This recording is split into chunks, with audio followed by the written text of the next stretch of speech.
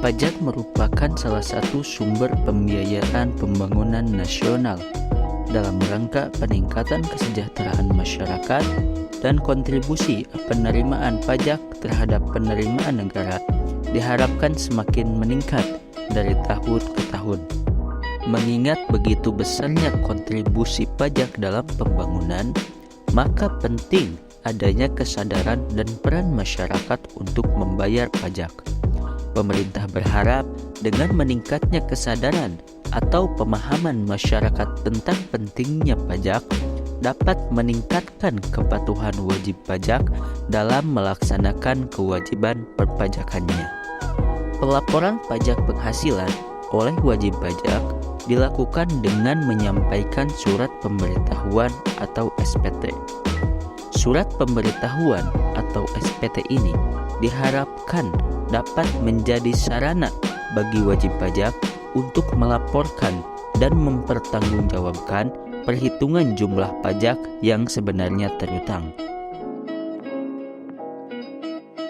Kami dari kelompok 3 dengan anggota Muhammad Azwar Wirautama, Aldi Riyadi Oktavian, Ahmad Nabil El Fajri, Gilang Fahrezi, Rizky Januar Akbar, Tia Adi Nugraha, dan Muhammad Fajar Nugraha akan mempresentasikan mengenai surat pemberitahuan atau SPT.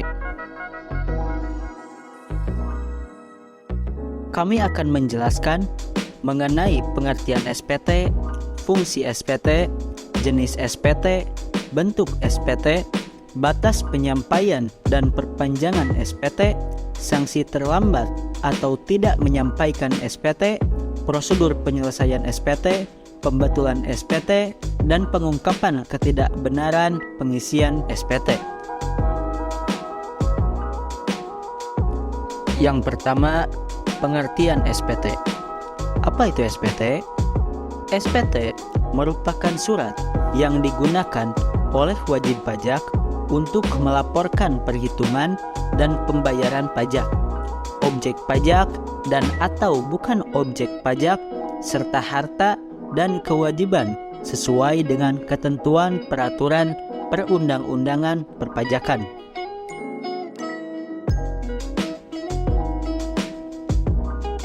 Singkatnya, SPT ini merupakan sarana untuk melaporkan dan mempertanggungjawabkan perhitungan jumlah pajak.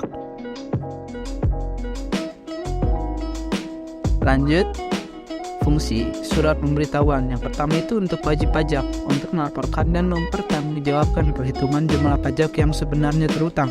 Lalu, pengusaha kena pajak, yaitu untuk mempertanggungjawabkan perhitungan jumlah pajak pertumbuhan nilai dan pajak pertumbuhan nilai barang mewah yang sebenarnya terutang, dan pula sebagai sarana untuk melaporkan dan mempertanggungjawabkan pajak yang dipotong atau dipungut dan disetorkannya kepada negara dan pihak yang dipotong. Fungsi surat pemberitahuan. Fungsi surat pemberitahuan ini dibagi menjadi dua. Yang pertama itu bagi wajib pajak.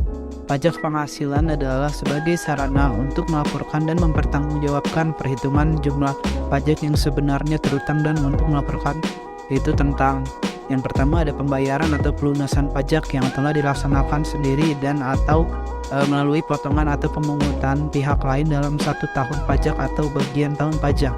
Yang kedua, penghasilan yang merupakan objek pajak dan atau bukan objek pajak. Yang ketiga, harta dan kewajiban. Dan yang terakhir, pembayaran dari pemotong atau pemungut tentang pemotongan atau pemungutan pajak orang pribadi atau badan lain dalam satu masa pajak sesuai dengan ketentuan peraturan perundang-undangan perpajakan. Yang kedua ini adalah bagi pengusaha kena pajak. Fungsi surat pemberitahuan adalah sebagai sarana untuk melaporkan dan mempertanggungjawabkan perhitungan jumlah pajak pertambahan nilai dan pajak pelunasan atas barang mewah yang sebenarnya terutang dan untuk melaporkan tentang yang pertama ada pengkreditan pajak masukan terhadap pajak keluaran, dan yang kedua ada pembayaran atau pelunasan pajak yang telah dilaksanakan sendiri oleh pengusaha kena pajak dan atau melalui pihak lain dalam satu masa pajak sesuai dengan ketentuan peraturan perundang-undangan perpajakan. Jenis SPT. 1. SPT masa, kedua SPT tahunan. 1. SPT masa. SPT masa pajak penghasilan, SPT masa pajak pertambahan nilai, SPT masa pajak pertambahan nilai bagi pemungut pajak pertambahan nilai. SPT masa pajak penghasilan. Jenis SPT angsuran pembayaran pajak penghasilan yang berlaku bagi wajib pajak pribadi ataupun wajib pajak badan.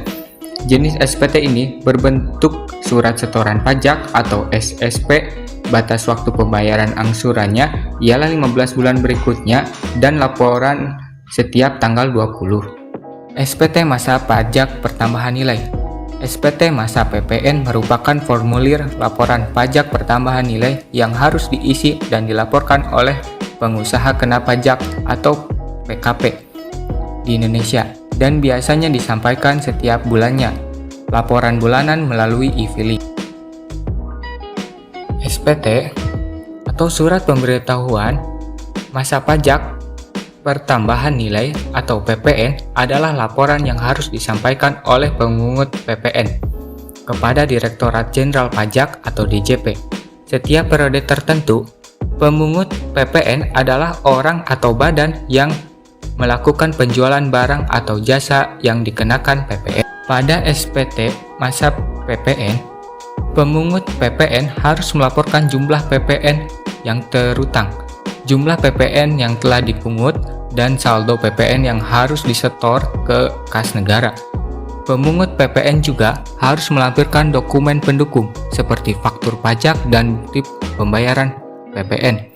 SPT masa PPN bagi pemungut PPN harus disampaikan setiap bulan atau setiap 3 bulan. 2. SPT tahunan. SPT tahunan pajak penghasilan. Bentuk SPT ada 2. 1. Formulir kertas, hard file. Kedua, dokumen elektronik, soft file. Bentuk dokumen elektronik ini bisa dikunjungi di website DJP Online. Oke, selanjutnya ada batas waktu penyampaian SPT. Batas waktu penyampaian surat pemberitahuan adalah 1. Untuk surat pemberitahuan masa, paling lama 20 hari setelah akhir masa pajak.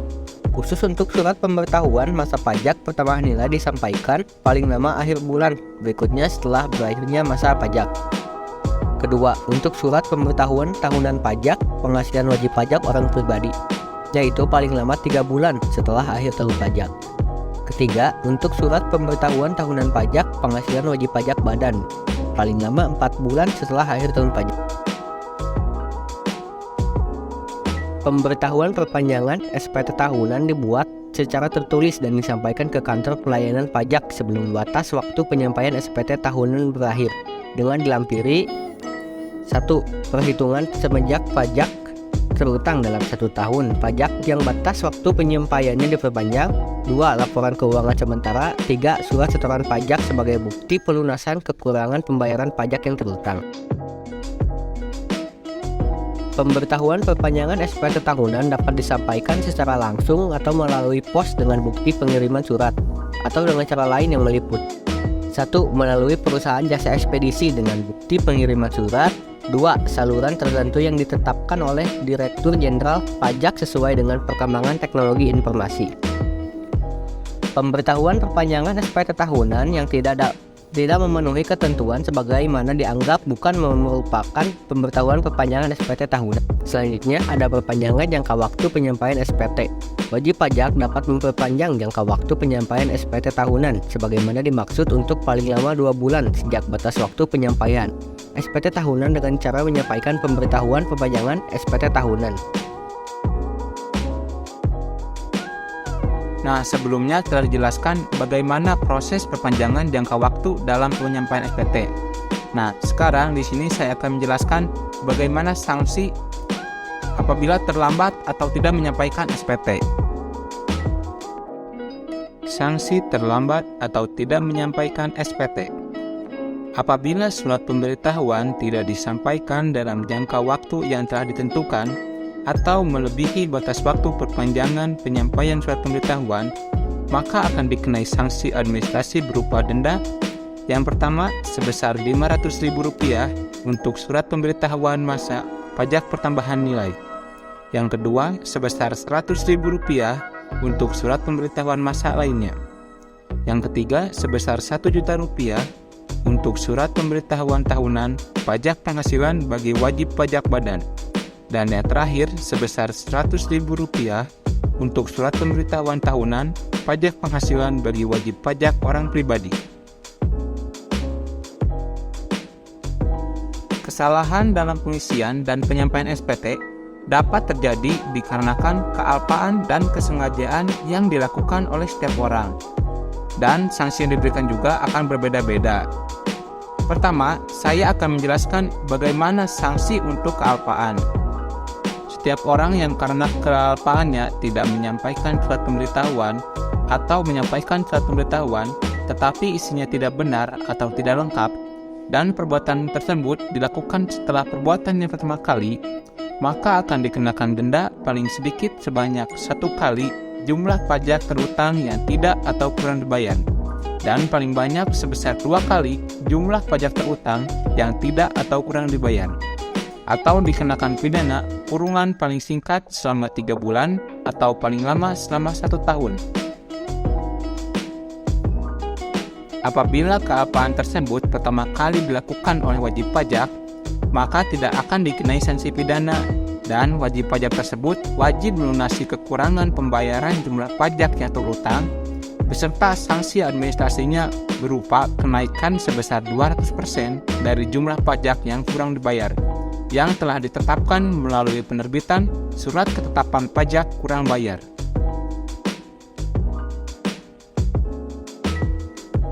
Nah, selanjutnya ada sanksi untuk kesengajaan. Setiap orang yang dengan sengaja tidak menyampaikan surat pemberitahuan atau menyampaikan surat pemberitahuan tetapi isinya tidak benar atau tidak lengkap, maka akan dikenakan sanksi pidana dengan pidana penjara paling singkat selama 6 bulan dan paling lama selama 6 tahun. Dan denda paling sedikit sebesar 2 kali jumlah pajak terutang yang tidak atau kurang dibayar, dan paling banyak sebesar 4 kali jumlah pajak terutang yang tidak atau kurang dibayar. Sanksi pidana tersebut dapat bertambah, yang awalnya sebanyak 1 kali bisa menjadi 2 kali apabila seseorang melakukan lagi tindak pidana di bidang perpajakan sebelum lewat 1 tahun. Terhitung sejak selesainya menjalani pidana penjara yang dijatuhkan. Pada poin yang berikutnya, itu kita akan membahas tentang prosedur penyelesaian SPT dalam secara garis besar, yang terdiri dari 6 tahapan, yaitu meliputi pengisian SPT. Wajib pajak harus mengisi SPT dengan lengkap dan benar serta melaporkan seluruh penghasilan yang diterima dan pengurangan pajak yang dapat diambil. Yang kedua, verifikasi SPT. Setelah SPT diisi, wajib pajak harus melakukan verifikasi untuk memastikan kebenaran dan kelengkapan data yang tercantum di dalamnya. Dalam surat pemberitahuan juga, datanya harus dilakukan dengan benar, lengkap, dan jelas dalam bahasa Indonesia dengan menggunakan huruf Latin, angka Arab, satuan mata uang rupiah, dan mendatangani serta menyampaikannya ke kantor Direktorat Jenderal Pajak tempat wajib pajak terdaftar atau dikukuhkan di tempat lain yang ditetapkan oleh Direktur Jenderal Pajak. Nah, pelaporan ini pastinya sudah diisi dan diverifikasi dan bisa langsung diserahkan secara langsung ataupun melalui jasa pengiriman surat.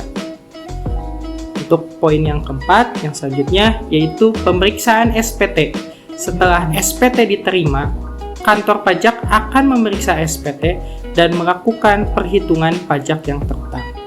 Yang kelima, yaitu pemberitahuan hasil pemeriksaan atau PHP. Kantor pajak akan mengirimkan PHP yang berisi rincian perhitungan pajak yang terutang dan batas waktu pembayaran pajak tersebut. Keenam, pembayaran pajak, wajib pajak harus membayar pajak yang terutang sesuai dengan batas waktu yang telah ditentukan.